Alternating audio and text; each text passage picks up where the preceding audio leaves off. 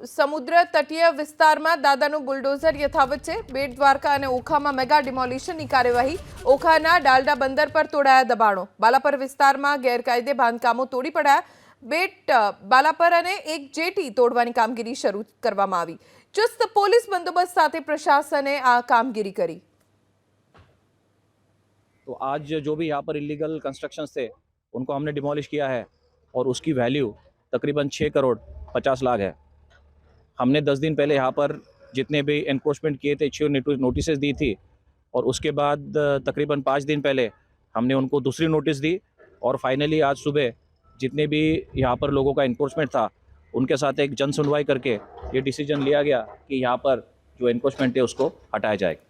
સમુદ્ર તટીય વિસ્તારમાં દાદાનું બુલડોઝર યથાવત છે। બેટ દ્વારકા અને ઓખામાં મેગા ડિમોલિશનની કાર્યવાહી। ઓખાના ડાલડા બંદર પર તોડાયા દબાણો। બાલાપર વિસ્તારમાં ગેરકાયદે બાંધકામો તોડી પડાયા।